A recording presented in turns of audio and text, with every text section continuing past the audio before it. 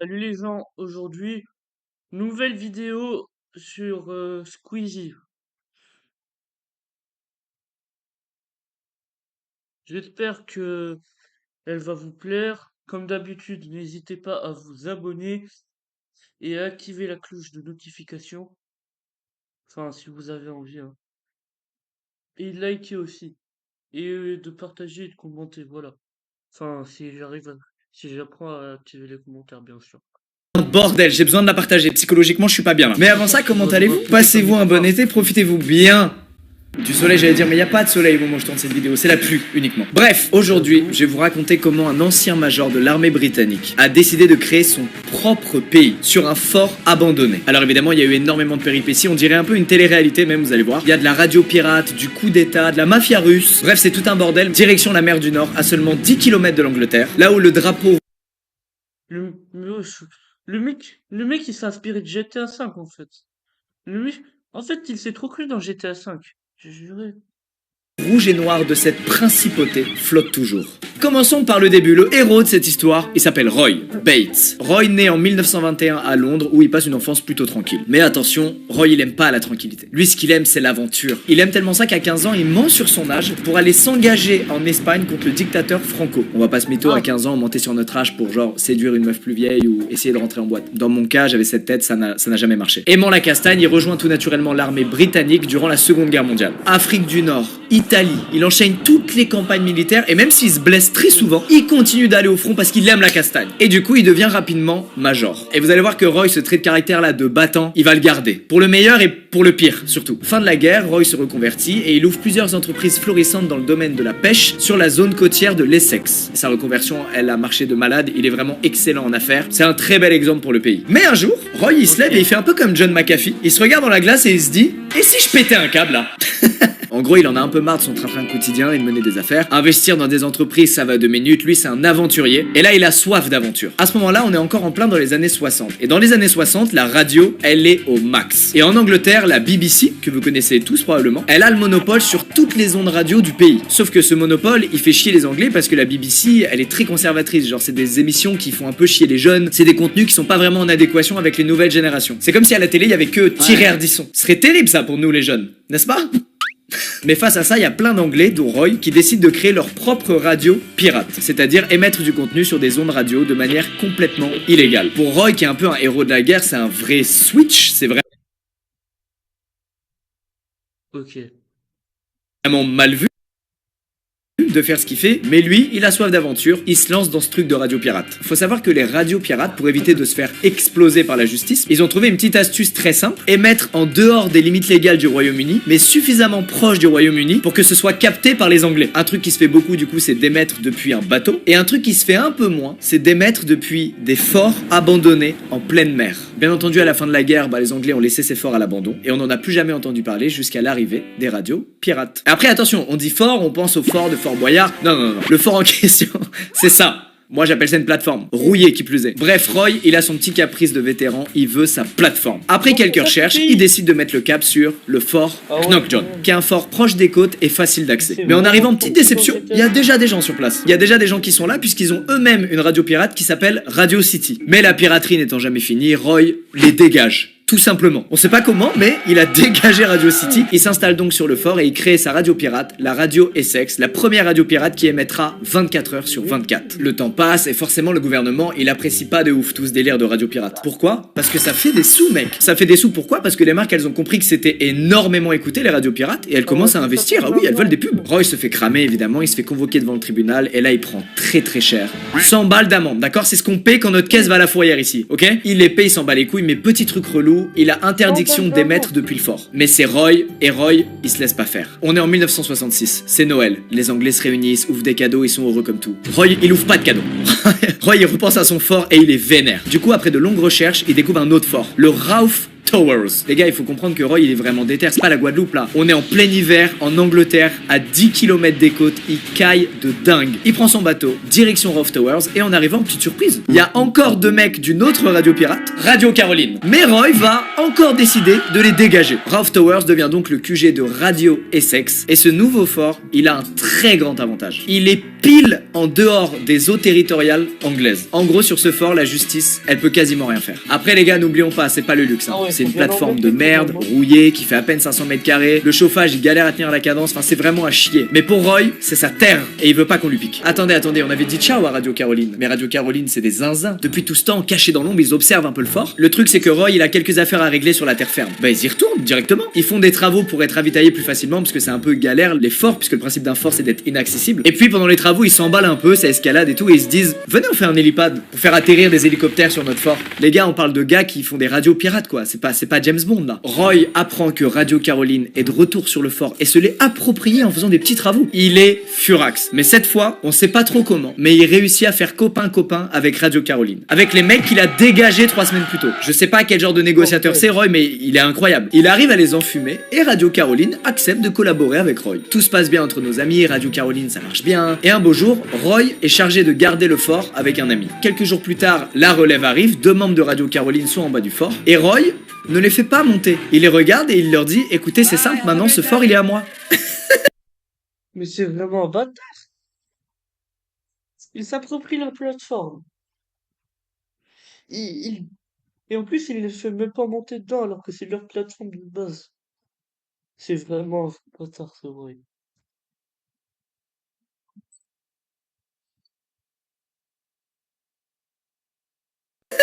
Roy, c'est vraiment un chien, les gars. C'est un truc de ouf. Les gars de Radio Caroline partent, sauf que là, évidemment, sur la terre ferme, il faut une réunion de crise. Et ils se disent, attends.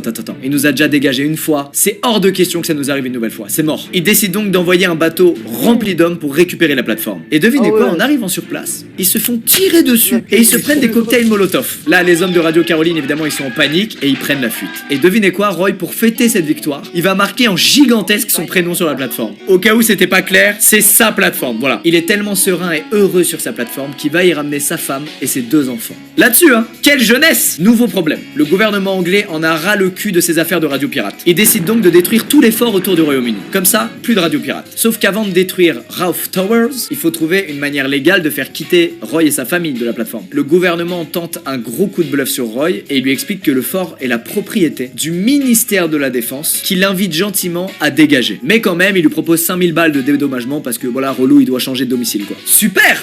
Répond Roy. Que diriez-vous plutôt de 90 000 balles? C'est mieux, non? Il est très chaud en négociation, Roy, je vous l'ai dit, hein. C'est un as. Alors évidemment, le gouvernement refuse et ils envoient tout simplement des snipers prêts à le déloger, mais finalement, au dernier moment, ils annulent la tentative en se disant que ça va dégénérer et que ça va finir dans un bain de sang. Ça devient un casse-tête, le dossier il se perd de ministère en ministère, tout le monde se renvoie la balle, tout le monde comprend que c'est un dossier compliqué et personne n'a envie de bosser dessus. C'est chiant. Mais pendant ce temps, Roy, lui, il continue sa petite vie tranquille. Et il a un pote un peu bourré qui, pour la blague, lui dit « Mais mec, en fait, tu pourrais créer ton propre pays sur cette plateforme. » Oui, le 2 septembre 1967, Roy devient prince de la principauté de Sealand. Est-ce que c'est bon pour vous? En fait, on appelle ça une micronation, c'est-à-dire que techniquement, si tu revendiques un territoire que personne n'occupe, il y a une sorte de flou juridique autour de ça, mais en gros, ça peut passer. Ça, c'est maintenant un pays qui va émettre ses propres passeports, créer son hymne national, créer son drapeau, et même adopter une jolie devise, et Mare Libertas, la liberté de la mer. Il crée aussi ses propres timbres et sa propre monnaie. Bah oui, tant qu'à faire. Donc là, on comprend que Roy, il part un peu en couille. Genre, c'est peut-être un peu trop de pouvoir d'un coup d'avoir un pays à toi. Psychologiquement, ça doit être un peu dur à gérer. Un jour, il y a un bateau qui navigue dans la zone pour désarmer d'anciennes mines. Roy, il prend sa petite carabine, il tire. Allez, cassez-vous là de mon pays!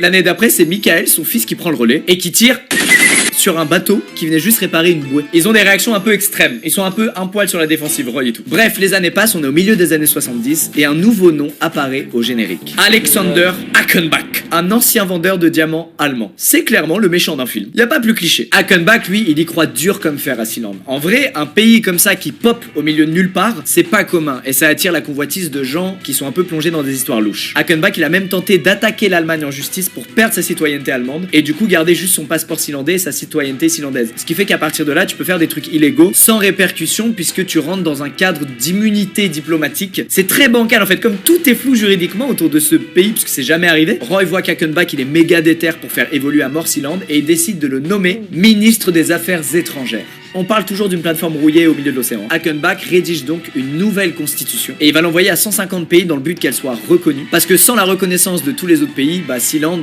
n'existe pas techniquement. Mais parmi les pays qui reçoivent cette constitution, il y en a plein qui prennent le téléphone et qui décident d'appeler l'Angleterre. Ils appellent les Anglais, ils leur disent les gars ça va vous? C'est quoi le délire là exactement de la plateforme qui veut être un pays là au milieu de l'eau là? Sauf que les Anglais n'ont aucun pouvoir et ils leur répondent écoutez les frères, on contrôle rien là-bas. Ils sont en roue libre. Hackenbach continue de se battre pour que le pays soit reconnu internationalement, sauf que il trouve que Roy et sa famille n'y met pas assez du sien.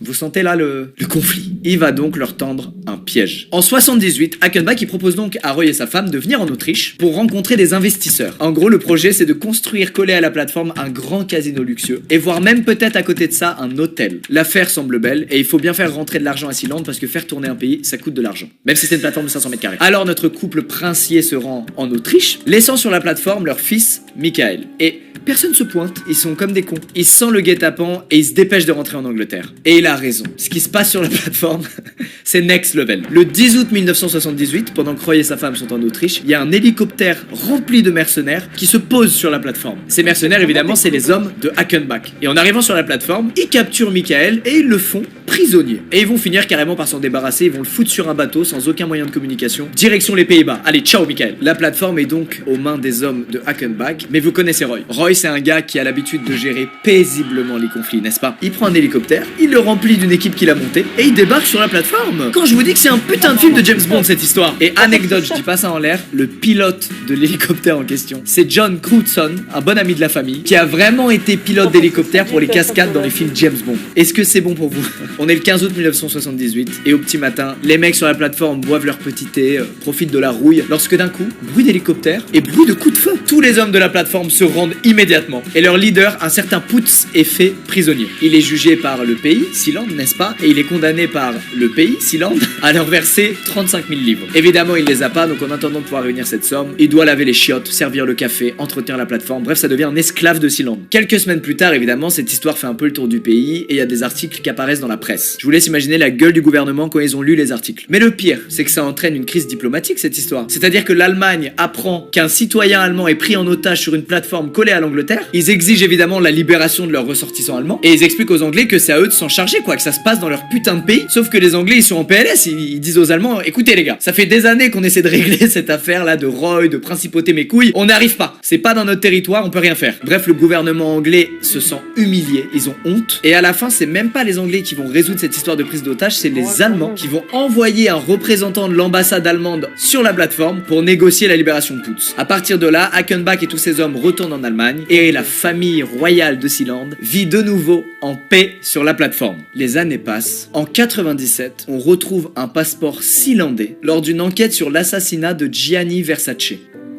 Bon, en 99, un homme est arrêté pour vente d'essence contrefaite et après son arrestation, cet homme aurait déclaré qu'il est consul de Sealand et qui plaide donc l'immunité diplomatique. On n'est pas sur des petits délits, on est sur du crime organisé. En fait, il n'y a pas grand monde qui est au courant de l'existence de Sealand et de son statut de pays, mais parmi ce pas grand monde, il y a plein de mafieux et d'escrocs. Du coup, ils ont tous commencé à s'inventer une identité sealandaise via des faux papiers, des faux passeports, pour ensuite plaider l'immunité diplomatique comme le mec en Espagne avec son essence. Pour vous dire l'ampleur du truc, les policiers ils ont retrouvé des papiers sealandais en Europe de l'Est dans des histoires de fraude. Ils en ont retrouvé dans les mains de trafiquants de drogue au Maroc. Ils en ont retrouvé à Hong Kong où il y avait un business de faux passeports sealandais où pour 1000 $ tu pouvais en avoir un. Et la mafia russe a même créé une société écran grâce à ces passeports sealandais. Et le business de cette société écran c'était la vente de tanks, d'avions de chasse et de pièces d'artillerie au Soudan, un pays en guerre sous embargo. Là on est vraiment dans des trucs genre extrêmement graves. Roy, Michael et toute la famille royale évidemment ils ont la haine. Ils voulaient pas du tout tremper dans des trucs illégaux. Du coup ils prennent la décision drastique d'arrêter d'imprimer des passeports tout simplement. Et écoutez, c'est vraiment une nouvelle vie pour Roy. Il s'est enfin calmé. Pourquoi je dis ça? Parce qu'en 2007, il y a Pirate Bay, donc le plus gros site de torrent du monde, qui cherche à fuir la justice suédoise et donc à s'installer sur Sealand. Ils veulent racheter Sealand pour y mettre leur serveur et être du coup invincibles légalement. Et bah vous savez quoi? L'offre est de 2 millions de $, mais Roy il regarde Pirate Bay, il leur dit c'est non. En 2010, c'est Wikileaks qui cherche un refuge pour son créateur qui est dans le viseur de la justice. Et encore une fois, Roy refuse. Alors qu'est devenue la plateforme, ce pays pardon, en 2021? Bah écoutez, la famille Bates a réussi à perpétuer Sealand. Michael est maintenant le prince de Sealand, même s'il vit pas à plein temps sur la plateforme, et le pays continue de vivoter tranquillement dans son coin. Il y a toujours un garde armé sur la plateforme. Comme on l'a vu, tous les projets chelous d'investissement, de business bizarre, c'est mort. Aujourd'hui, les rares rentrées d'argent de Sealand se font via leur merch. Putain mais regardez-moi ce mug, sans déconner. C'est même pas une blague, ils ont vraiment un site de merch où tu peux acheter des goodies, des mugs et même un titre de noblesse. Pour 50 balles, je peux devenir Lord Oshar de Sealand. Waouh! On est donc passé d'un pays méga vénère à juste une boutique de souvenirs flottante qui intrigue les gens. Et aujourd'hui, Sealand, c'est pas loin d'être devenu un mème. Genre en 2008, il y a Red Bull qui a fait un événement de skateboard. Et il y a plein d'athlètes du monde entier qui se revendiquent de Sealand, genre qui disent qu'ils sont l'équipe de foot de Sealand. Et en 2013, consécration, il y a un alpiniste qui a brandi le drapeau de Sealand en haut de l'Everest. La vidéo, elle est terminée. Donc, voilà, je vous laisse et à plus pour de prochaines aventures.